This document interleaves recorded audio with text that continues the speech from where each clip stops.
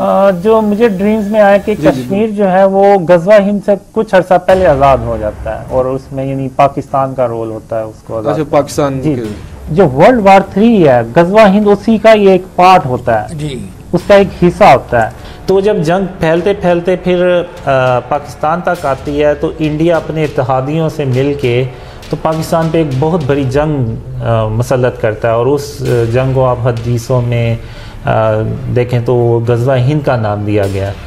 तो इसमें पाकिस्तान की अल्लाह काले रंग के जंगी जहाज़ होते हैं जिनसे अल्लाह पाकिस्तान की मदद करता है।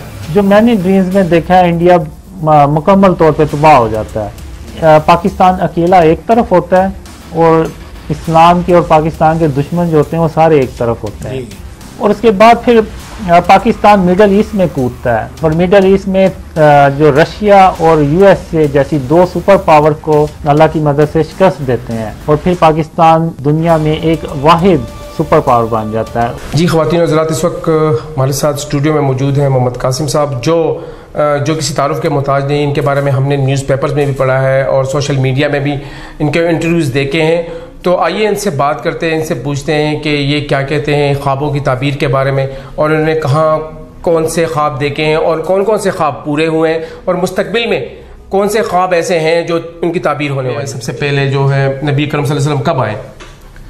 जो मुझे हज़रत मोहम्मद सल्लल्लाहु अलैहि वसल्लम की पहली बार ज़ियारत नसीब हुई वो उस वक्त मेरी उम्र तकरीबन 13 साल की थी। ठीक है।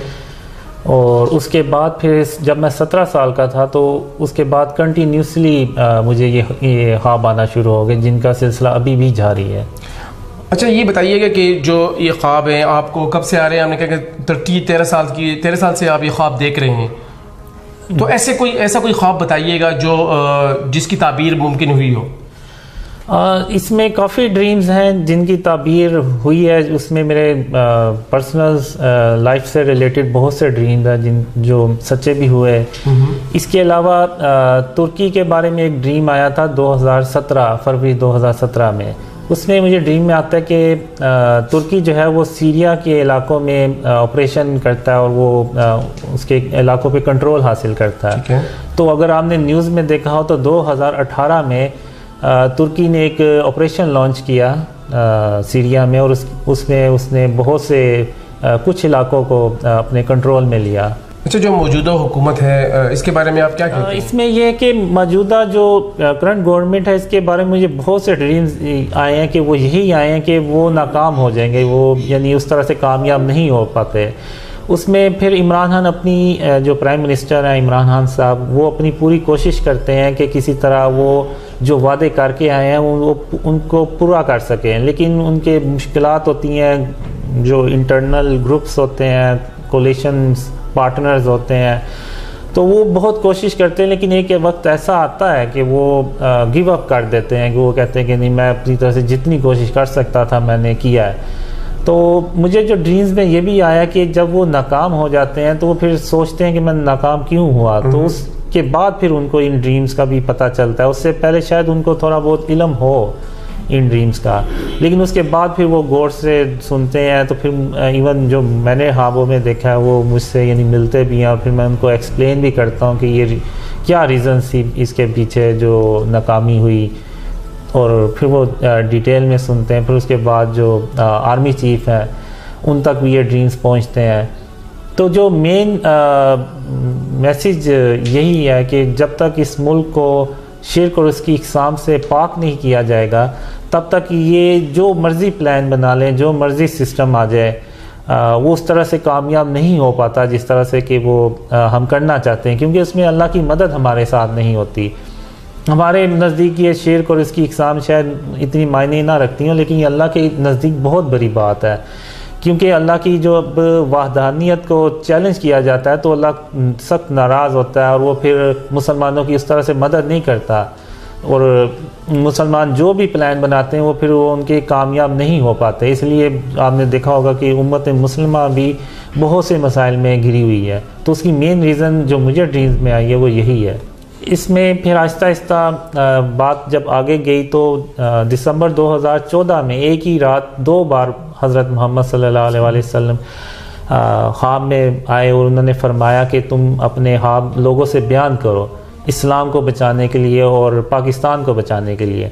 जो मुझे ड्रीम्स में आया कि जब तक इस मुल्क को शिर्क और उसकी इक़साम से पाक नहीं किया जाता तब तक अल्लाह की जो मदद है वो भी नहीं आएगी। अभी रिसेंट ड्रीम में फरवरी 2018 में जो मुझे ड्रीम आया उसमें जो जरदारी साहब होते हैं वो जलसे कर रहे होते हैं और इमरान खान साहब से कह रहे होते हैं कि मैं आपकी हुकूमत नहीं चलने दूंगा इस तरह से। तो फिर मैं कहता हूँ कि अभी इनकी बारी ये बोल रहे हैं, अभी इनके बाद मेरी बारी आनी है, मुझे लोगों से मिलना है और मुझे उसके लिए अपने आप को तैयार करना है कि मैंने क्या बात करनी है क्या बात नहीं करनी। फिर आगे मैं जाता हूँ तो एक बिल्डिंग होती है उसमें कुछ लोग होते हैं बैठे हुए, तो मैं उनसे कहता हूँ कि इस मुल्क में मार्शल लॉ भी आया, जमहूरियत भी आई और बहुत से लीडर्स भी आए और सब ने ये कोशिश की कि किसी तरह ये मुल्क तरक्की करे और प्लान्स बनाए, लेकिन वो प्लान्स उस तरह से कामयाब नहीं हो सके और आज भी जो करंट गवर्नमेंट है उसमें भी कोई उम्मीद नज़र नहीं आ रही। तो इन सब की एक मेन रीज़न ये है कि हमने इस मुल्क को शिर्क और उसकी इक़साम से पाक नहीं किया। जब तक हम इस मुल्क को शिर्क और उसकी इक़साम से पाक नहीं करेंगे तब तक अल्लाह की मदद भी नहीं आएगी। और वो प्लान्स जो पिछले जो लोग लीडर्स बनाते चले गए वो नाकाम भी इसलिए हुए कि अल्लाह की जो मदद थी वो हमारे साथ नहीं थी। ठीक हो। तो इन हाबों में आपने जो अभी मैंने एक्सप्लेन किया आपको पता चल ही गया होगा कि पाकिस्तान की कैसे जिम्मेदारी है। अब जिस तरह हम चल रहे हैं, जिस तरह से ये मुल्क जा रहा है, तो उस तरह तो हमें नहीं लग रहा कि ये पाकिस्तान कोई बहुत जल्द तरक्की करेगा। तो ये तभी मुमकिन होता है जब रियासत या अदारे इन ख्वाबों के मुताबिक प्लानिंग करते हैं, तो तब अल्लाह की रहमतें और बरकतें नाजिल होती हैं और पाकिस्तान एक तरह से 3x स्पीड से तरक्की करता है और इवन इतनी तेज़ी से तरक्की करता है कि यूरोप के जो लोग हैं अमेरिका में वो कहते हैं कि ये तो वो लोग थे जो पस्त लोग थे कि हमसे ये पैसे मांगते थे, हमसे ये हर जो भी गवर्नमेंट आती थी हमसे पैसे लेने आ जाते थे, और आज यही वो लोग हैं जो तरक्की कर रहे हैं और इवन वो अपने जहाज खुद बनाना शुरू हो गए हैं। गज़वा हिंद के बारे में भी आपने कोई ख्वाब देखा है? जी, गज़वा हिंद के बारे में भी मैंने देखा है, काफ़ी ड्रीम्स देखे हैं।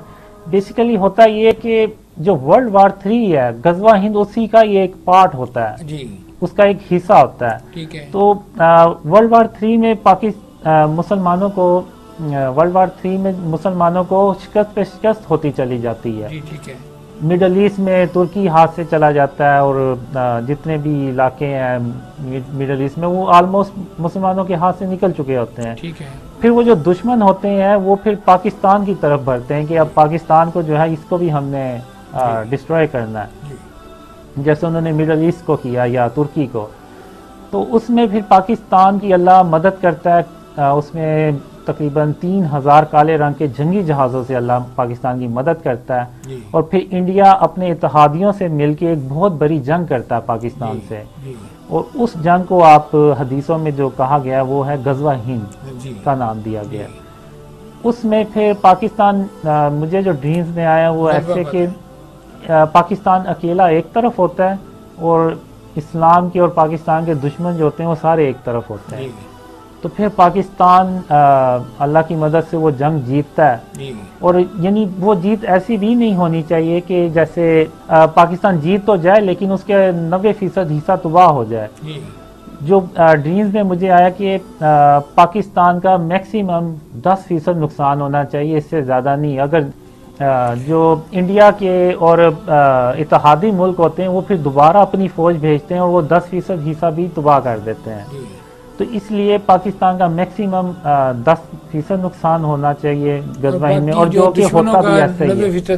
और दुश्मन जो मैंने ड्रीम्स में देखा है इंडिया मुकम्मल तौर पे तबाह हो जाता है। अच्छा। जैसे अगर आप सीरिया में देखें कि जो वीडियोस आती हैं डिस्ट्रक्शन की, घर और बिल्डिंग्स टूटी हुई होती हैं, तो यही वो अहमियत मुझे ड्रीम्स में दिखाई गई कि पाकिस्तान की अहमियत जो है वो इतनी है कि जो मुस्तकबिल में जितने भी इवेंट्स हैं उसमें इसने की रोल प्ले करना है।